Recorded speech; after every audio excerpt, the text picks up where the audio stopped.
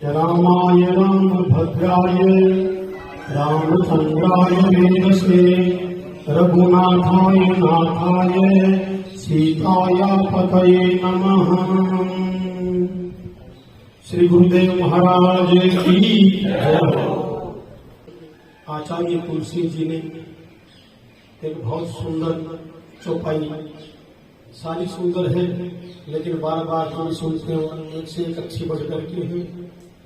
और ये हमारे लिए, हम सबके लिए जितने भी हैं, बड़ा सौभाग्य है।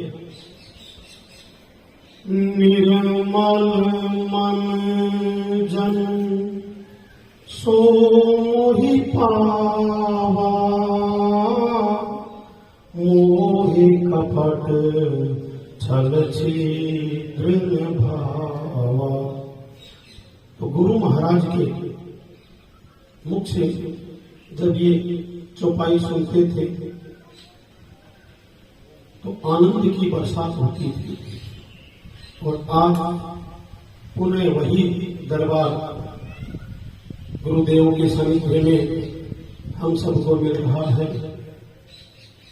और गुरु कृपा, मैं केवल गुरु कृपा पर ही 5 मिनट दूंगा। आपकी गुरु कृपा कैसी होती है, हमने हमारे जीवन में उसका आनंद लिया है कि वो कृपा कैसी है।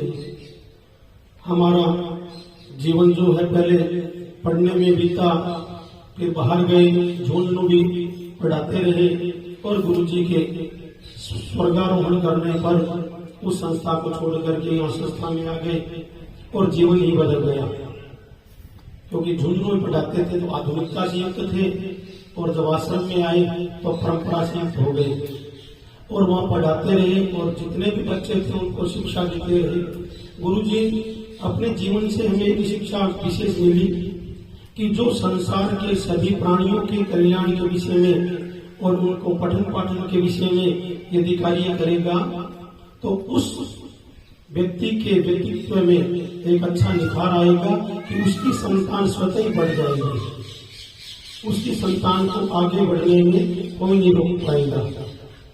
तो उस गद्दी पर बैठ करके हमने 25 साल तक शिक्षा दान किया और 2013 में एक वैकेंसी आई थी पंडितों की, उस परीक्षा को दिया था और उसको भूल भी गए कि उसके क्या रोल नंबर थे, क्या वो थे, सब कुछ भूल गए और विद्यार्थी हित में ही कार्य लगे रहे।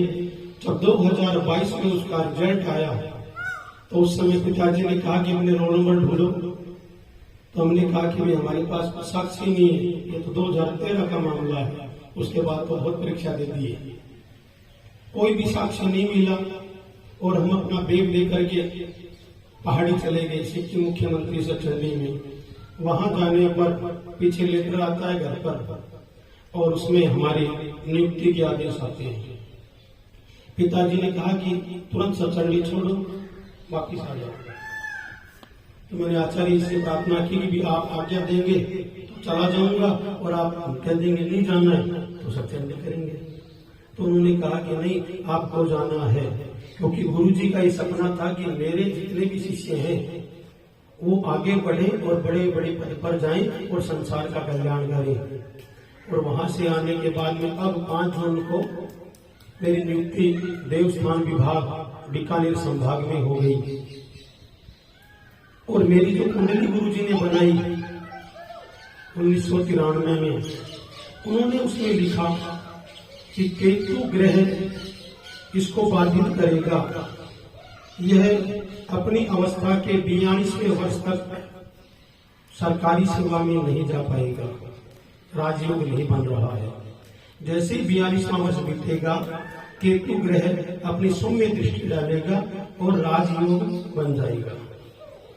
और 44वें से लेकर के 45वें वर्ष में जब आएगा तब इसकी नियुक्ति होगी। तो यही घटना जो उन्होंने लिखी वो मेरे साथ एकदम घटित हुई। मैंने 42वां वर्ष पार किया, राजयोग की स्थिति में चला गया और 44वें और 45 के मध्य में आया तो नियुक्ति हो गई। तो गुरु महाराज का जो लिखा हुआ, कहा हुआ या सोधा हुआ कोई भी वाक्य जो है वो गलत नहीं हो सकता। उन्होंने जिस बच्चे को ये कह दिया कि तेरी माँ सो गई है, तूने झाड़ू ढंग से नहीं निकाली, इसका मतलब तेरी माँ ने ढंग से नहीं सिखाया। तो 87 का बच्चा 87 में जब उसको ये कहा तो गुरुजी के व्यक्तिगत भाव आ गए। और उसी बच्चे के जब 2004 में उसके बच्चों के रिजल्ट आते हैं 10वीं के, बच्ची 3rd डिवीजन से पास होती है और बच्चा 3rd डिवीजन बाई ग्रेस से पास होता है। तब वो अपने बच्चे को समझाता है कि बेटा कोई बात नहीं है, एक बार पढ़ने पर दिमाग खराब हो जाता है, तो उन्हें पढ़ने पर पास कर लिया, बड़ी अच्छी बात है ये। और वो बच्चा वहां से उठ के चला जाता है। उसकी बहन आके बताती है कि पापा क्या इसको क्या कह रहे हो आप, ये तो एक दिन भी नहीं पढ़ा, ये पास कैसे हो गया? क्योंकि उसकी पत्नी ने पति से धोखा किया। जब भी पिता सुबह 5 बजे जाते थे तो बच्चे की माँ ने जाकर के तुरंत बच्चे को बोलते खड़ा हो, तेरे पिताजी जग गए हैं। तो किताब लेके बैठता और पिताजी नहाते क्लिनिक जाते, इतने आधा घंटे वो किताब लेता था। और रात को 11 बजे क्लिनिक से जब वापस आते, उस समय जब वो जैसे घंटे बजाते तो उसकी मम्मी जाए बोलते तेरे पिताजी आगे किताब ले ले, तो वो फिर किताब लेता। तो 15 मिनट फिर किताब लेता रात को, वो किताब लेता, पिताजी आगे झांकते देखते और फिर सोचते कि डिस्टर्ब नहीं करके जाते। तो इस बच्चे ने 45 मिनट किताब आंख के आगे रखी है, पढ़ा नहीं कभी।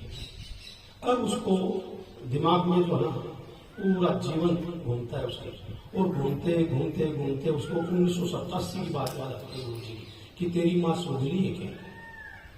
वो बोलता है कि भी तेरी माँ सुगली है।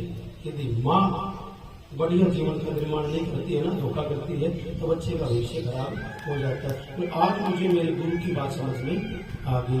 तो वो गुरु जी के पास आते हैं, उनके संतान से माफी मांगते हैं, तो गुरु जी जा चुके हैं उस समय तक। इसलिए हम लोगों को ये जो गुरु परंपरा है, इसमें कभी भी गुरु से तर्क नहीं करना चाहिए। जो गुरु बोल देवे बस उस बात पर चलना चाहिए, और जो गुरु की बात पर चलते हैं उनका हित अवश्य ही भगवान करते हैं। ये एकदम प्रमाणित है। और आप तो सब संत लोग हैं, तो सूर्य को दीपक दिखाने वाली स्थिति हमारी है, और मैं क्या दीपक दिखा सकता हूँ, क्या रोशनी कर सकता हूँ। अब हमारे गुरु जी के परम प्रिय शिष्य, और हम तो इनकी गोद में खेले छोटे छोटे, इनके पास बहुत खेल खाइए वहाँ, और